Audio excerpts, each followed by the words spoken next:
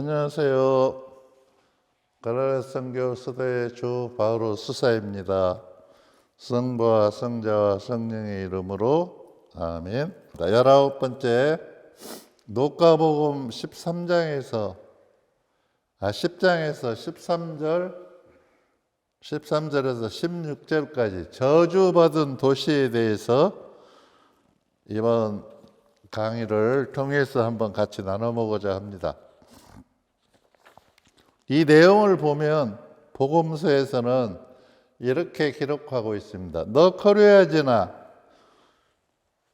또 벳사이다 이렇게 하면서 가파르나움 이렇게 하면서 예수님께서 뭐라고 말씀하시냐면 네가 하늘에 오를성 싶으느냐, 너희들한테 내가 치유하고 기적하고 베풀었던 은총을 시돈과 띠로에 했더라면 그들은 벌써 잿더미에 뒹굴면서 회심하고 회개했을 것이다. 그러나 너희는 그렇지 않았다. 너희가 하늘에 오를성 싶으냐? 절대 그렇지 못하고 너희들은 떨어질 거다.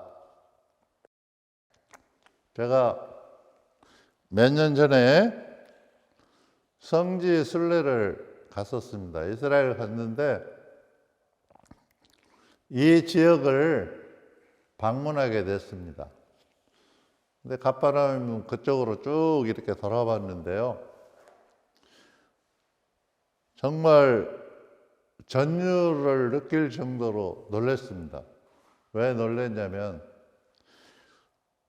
하느님의 말씀은 한번 인간 세상에 오면 되돌아가지도 않고 꼭 뜻을 이루고, 또 하느님의 말씀은 거짓이 없습니다. 그대로 이루어집니다. 그게 거기 가서 그걸 깊이 깨달았는데요. 그 상황을 보니까 그 큰 도시가 옛날에는 어마어마하게 큰 도시였다고 그래요. 그런데 지금은 돌 무더기로 변해 있더라는 거예요. 그냥 황량한 발판에 돌담만 조금 있어요. 그거를 보면서 하느님의 말씀은 정말 완벽하구나. 우리한테 이렇게 이 얘기 하신 말씀이 반드시 이루어진다는 것을 우리가 기억해야 한다는 거예요.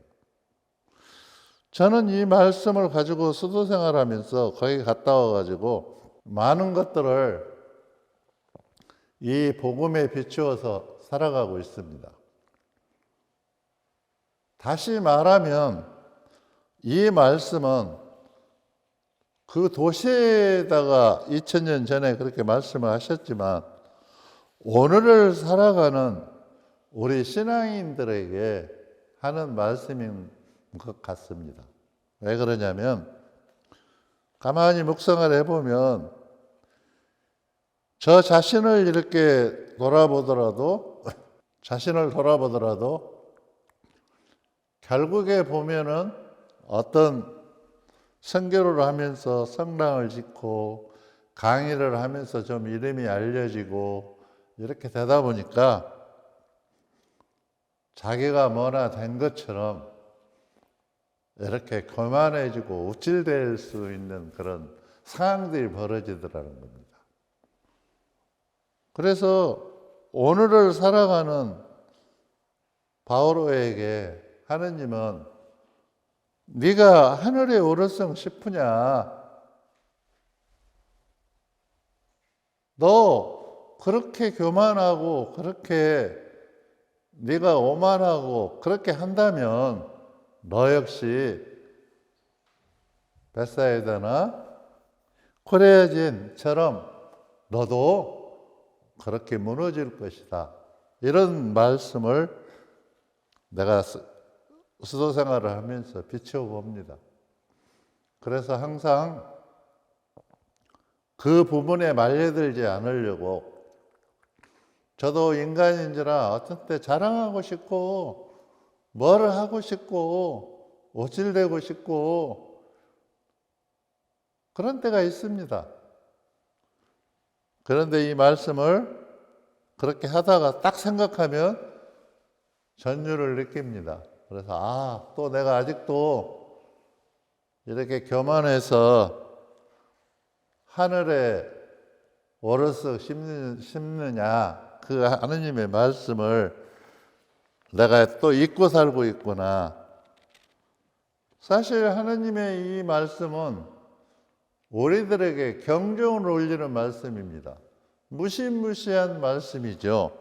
그런데 우리는 오늘을 살아가면서 우리들에게 이 말씀이 항상 경고로 주어진다는 것을 확신하면서 살아가야 한다는 겁니다.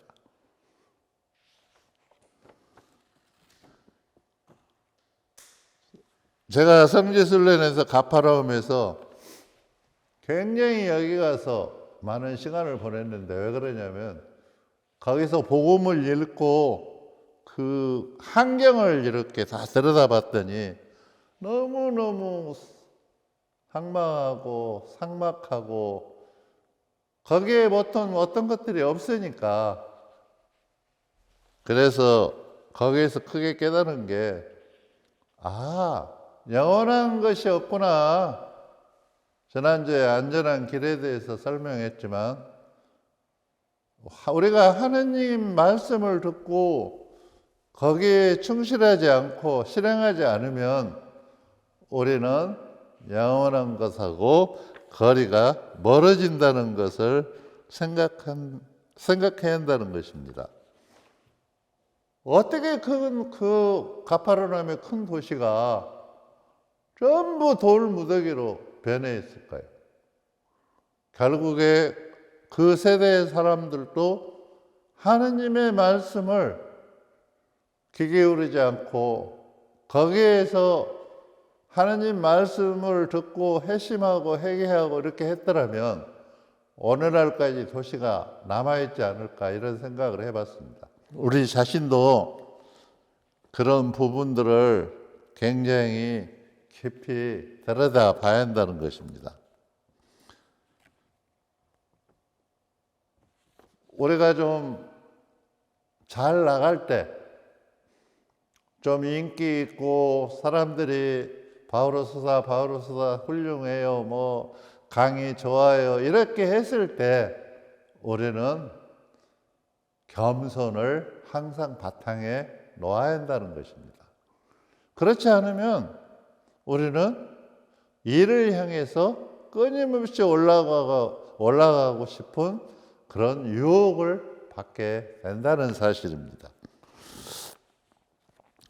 하느님께서 이렇게 생각해 보면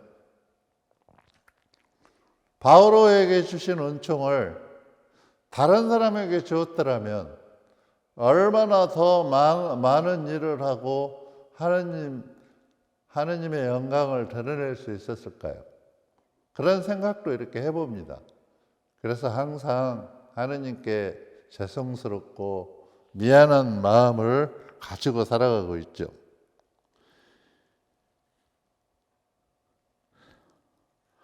가파르나움에서 내가 하늘에 오를성 싶으냐, 이 말씀은 우리에게 마지막 하느님께서 호소하시는 말씀입니다. 이 시대에도 수많은 것들이 하느님, 그러니까 뭐 돈, 경제, 뭐 이런 것들이 하느님과 뒤바뀌어서 하느님의 말씀을 하찮게 여기고 그런 일이 일어나지 않을 거라고 생각하면서 살아갑니다. 그러나 그렇지 않습니다. 하느님의 말씀은 한 획도 변하지 않는다는 것을 우리가 기억해야 한다는 거예요. 교회 안에서 신앙을 살아가면서 자칫 잘못하면 왜 우리가 이렇게 교만해지고 일을 향해서 올라가냐면 세상을 너무 닮기 때문입니다. 제가 살아보니까 어떤 것들을 이렇게 해보면 명예나 어떤 우리가 하고 있는 일들이 잘 되면 잘 될수록 거기에 우리는 도취하고 거기에 빠질 수가 있다는 거예요. 그래서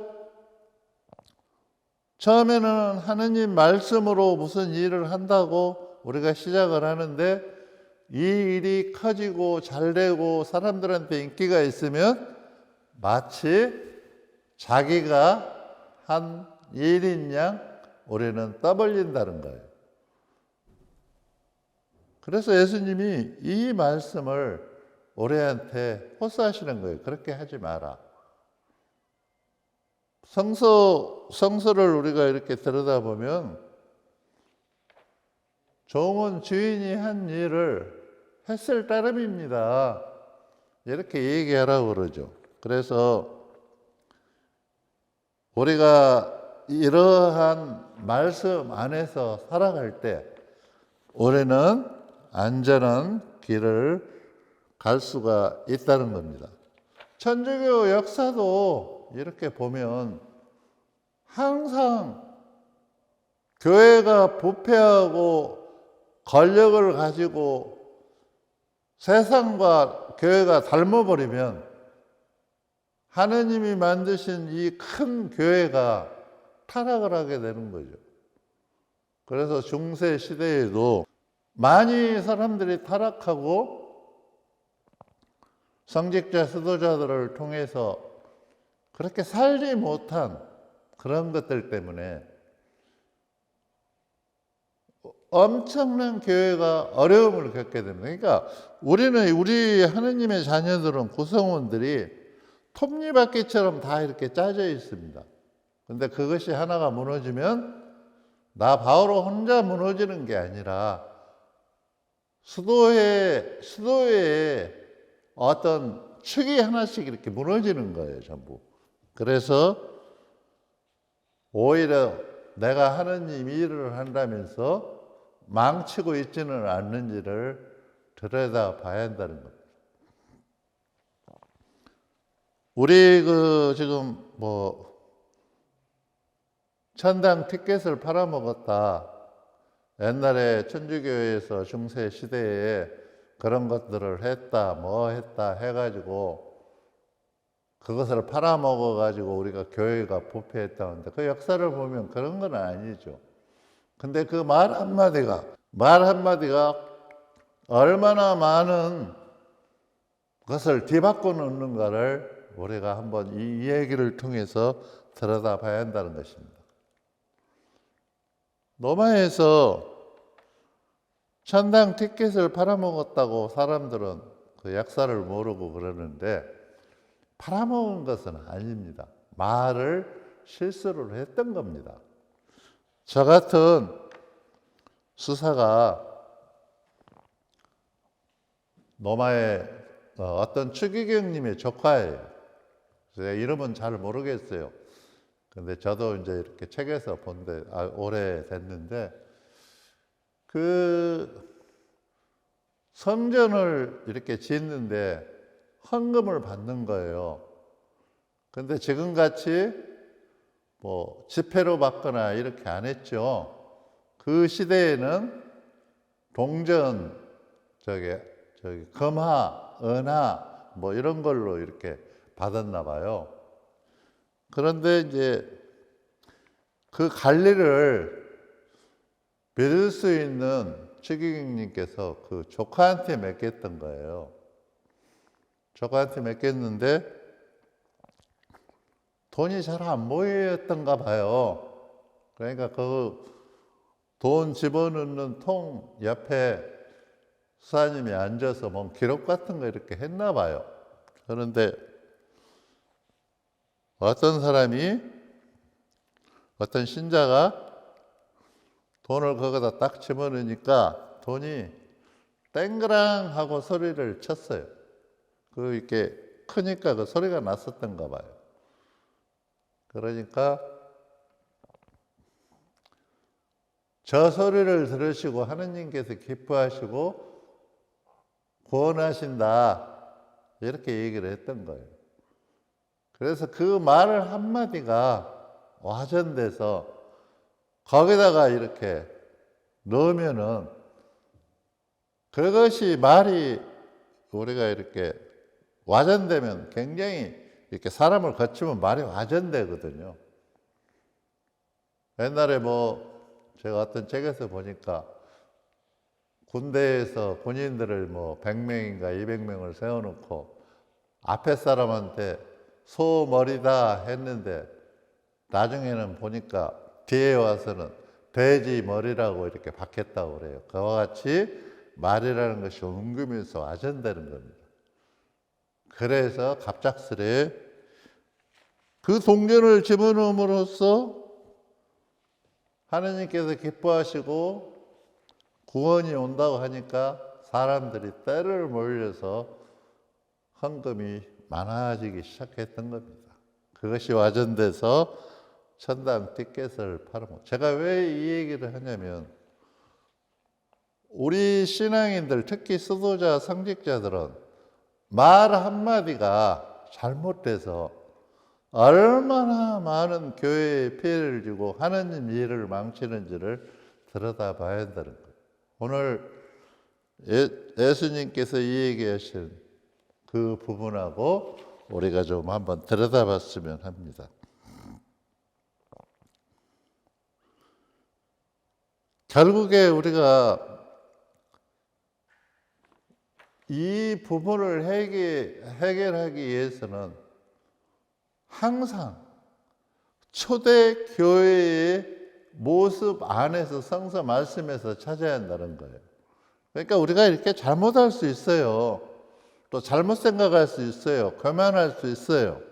그런데 그런 것을 딱 느끼게 되면 초대 교회의 성세 말씀으로 돌아가서 우리가 그 초대 신앙을 가졌던 순교하신 많은 성인 성녀들의 겸손을 바탕으로 돌아가야 한다는 거예요. 그렇게 돌아가지 않으면 우리는 끝없이 하늘을 향해서 올라가죠. 성서도 보면 바벨탑을 만들고 뭐를 하니까 하느님께서 또 말씀을 섞어 놔서 그렇게 우리는 끊임없이 좋지 못한 것을 향해서 전진하고 있고 하나님께서는 그 끊임없이 우리 전진하는 것을 못하시게 막는 것입니다. 그래서 우리 자신을 좀 한번 잘 들여다보면서 우리의 신앙생활이 코리아진이나 벳사이다나 가파르나움의 전철을 밟아서는 안 된다는 것입니다. 왜 그러냐면 그 전철을 밟게 되면 우리는 멸망의 구렁텅이로 떨어지기 때문입니다. 그러니까 제가 그것을 하지 말라는 것은 뭐냐면 그것이 하느님 보시기에 좋고 선한 것 같으면 왜 하지 말라고 그러겠습니까? 근데 그거는 죽음이에요. 그냥 구렁텅이로 나락으로 떨어질 수밖에 없는 그런 생활이라는 겁니다. 그래서 우리가 이 부분을 좀 들여다봐야 한다. 우리가 지금 이러한 것들을 하는데 저는 요즘 시대에 청소년들을 이렇게 만나보면 참 많은 어려움을 겪고 있습니다. 우리가 미래에 우리도 이러한 전철을 밟아서 잘못된 것을 헤쳐나가려면 나 자신뿐만 아니라 미래 세대의 청소년들에 대해서 우리가 적극적으로 동참을 해야 한다는 겁니다. 특히 교회의 지도자들은 미래 세대인 이 청소년들을 우리가 가꾸고 돌봐주지 않으면 우리가 그렇게 삶을 못 살고 우리가 그렇게 그 부분을 정리해 주지 못하면 다음 세대는 또 어려움을 겪게 된다는 사실을 기억해야 한다는 거예요. 제가 이렇게 본당에서 이렇게 활동할 때 보면 너무나 우리 가톨릭은 청년들에 대한, 청소년들에 대한 배려가 다른 종교에 비해서 적습니다. 제가 지금 오랫동안 우리가 5대 종교 이렇게 모여서 종교인들끼리 모여서 좋은 일들을 하고 서로 협조를 하고 이런 일들을 합니다. 하는데 불교나 개신교나 이렇게 가보면, 원불교 이런 데를 가보면 참 이렇게 부러울 때가 많습니다. 우리가 그렇게 교만하고 잘났다고 하는 그 시간 안에 그분들은 너무나 많은 청소년들한테 투자를 하는 거예요. 그래서 불교만 보더라도 어마어마하게 청소년들이 와서 쉬고 뭐하고 갈 수 있게끔 그런 시스템이 너무 잘 돼 있어요. 개신교도 그 찬양단들, 청년들 이렇게 가서 보면 너무너무 활동 잘하고, 근데 우리 천주교는 그런 부분이 너무 빈약해요. 본당의 예산을 보더라도 청년 예산은 거의 없습니다. 한번 제가 이렇게 피정집을 여기서 이렇게 하고 이렇게 하지만은 한번 보십시오. 청년들 피정 오지 않습니다. 여기 처음에 피정집 시작할 때만 해도 청년들이 선택이라는 프로그램을 통해서 꽤 왔습니다. 근데 지금은 아예 전멸을 해버렸어요. 우리의 교만함과 우리의 그런 잘못된 선택들이 이러한 결과를 낳았다는 것을 우리가 뼈저리게 반성해야 합니다. 그래서 청년들을 한 번도 볼 수가 없어요. 피정으로 오진. 그래서 이렇게 본당 생활할 때 보면은 예산이 없어요. 기껏해야 몇백만 원 예산 가지고 청년의 이런 것들을 움직이는데, 결국은 피정으로 오려면은 뭐 3만 원 받는다, 피정집에서. 그러면 원래는 15,000원 정도 분이 돈이 지원이 안 돼요. 안 되니까 자기 주머니를 털어서 피정을 해야 할 그런. 근데 요즘 젊은 청년들의 입장이 굉장히 다양화돼 가지고 경제적으로 어려움을 많이 겪고 있습니다. 이런 것들을 교회가 겸손하게 받아들이고, 천주교 입장에서 보면은 받아들이고 좀 예산을 많이 세워서 그 청년들의 앞길을 열어주는 우리의 겸손함이 드러나야 하는데 전혀 그것이 드러나지 않고 있다는 거예요. 불교 같은 데를 가서 보면은, 개신교나 굉장히 경제적으로 풍부하게 지원을 해주고 있습니다. 거의 불교도 이렇게 보면은 믿는 사람이든 안 믿는 사람이든 와서 그냥 쉬고 가게 해놓은 거예요. 그러니까 청년들이 불교 같은 데 가면, 개신교 같은 데 가면 굉장히 많이 있습니다. 천주교는 보기가 힘들어요. 우리가 이런 것들은 오늘 예수님께서 방향을 제시해 주는 것을 잘 들어야 한다는 거예요. 그래서 제가 이렇게 보니까, 불교 가서 보니까 1박 2일, 3박 4일 뭐 저렇게 프로그램들이 있는데 그 돈을 받아도 아주 저렴하게 받아요. 그래서 청년들이 영성적으로 그 문화 안에 들어와서 쉬고 또 자신을 이렇게 돌아다보고 이런 프로그램들을 해서 굉장히 부러웠어요. 저는 우리 천주교회가 하느님께서 최초로 베드로 사도를 통해서 교회를 세우셨는데 우리 초대 교회의 모습은 그렇지 않았죠. 우리가 초대 교회의 모습을 보면 성서에서 모든 재산을 다 갖다 놓고 공동으로 자기 필요한 것만치만 가져갔잖아요. 그렇게 아름다운 공동체로 시작을 했는데 지금의 2000년이 지나서 우리가 들여다보면 자기 것 챙기는데 바쁘잖아요. 그러니까 다 내 거 이렇게 해가지고 이런 우리 어려움을 겪는 거예요. 한번 우리가 진지하게 생각해 봐야 하지 않나.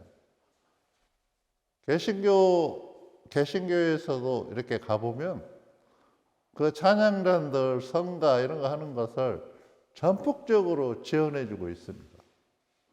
저는 우리 천주교회가 앞으로 미래 세대인 청년들에게 전폭적인 그런 계획을 세워서 좀 더 하느님 말씀에 따라서 우리가 그분들을 도와주고 그분들이 성장할 수 있는 그런 발판을 마련해야 한다고 생각을 합니다. 우리가 교회의 어떤 그런 부족한 점을 비판하기 앞서 제가 이렇게 얘기하는 것은 그러한 모습들을 우리가 들여다보고 정말 우리가 해야 할 일이 뭔지, 우리가 하늘을 향해서 올라가고 교만하게 이렇게 올라가고 많은 것을 가지고 대성당을 짓고 다 좋아요. 좋지만 정말 핵심적인 하느님께서 말씀하신 너희가 어르성 싶으냐, 너희가 하는 일은 그런 일이 아니다. 그렇게 지금 교회 안에서 아파하고 또 슬퍼하고 어려움을 겪고 있는 그런 어려운 청년들, 또 어려운 신자들, 그런 분들의 우리가 눈을 돌리고 그분들과 눈을 맞추고 그분들의 삶 안에 우리가 깊숙이 투입될 때 우리는 비로소 겸손한 신앙이 될 수가 있는 것입니다. 항상 이 말을 기억해야 합니다. 너 바오로야, 네가 지금 하늘에 오를성 싶으냐? 그 말을 우리가 항상 모든 신자들에게 하느님께서 우리에게 예수님께서 마지막 호소하는 말씀입니다. 그렇게 올라갈 수 있다고 생각하기는 아니다. 내려와라. 내려와서 정말 내가 너희에게 명한 그런 것들을 실천하고 작은 사랑이라도 나누고 이렇게 한다면 우리는 코레아진이나 벳사이다나 가파르나움에 내렸던 그런 재앙들을 우리가 피할 수 있고 또 그렇게 하지 않음으로써 하느님의 영원한 나라, 안전한 길을 우리가 걸어갈 수 있는 것입니다. 항상 생각하십시오.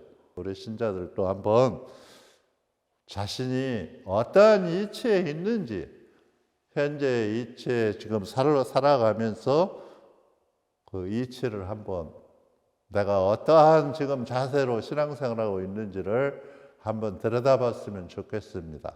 감사합니다. 성부와 성자 성령의 이름으로 아멘.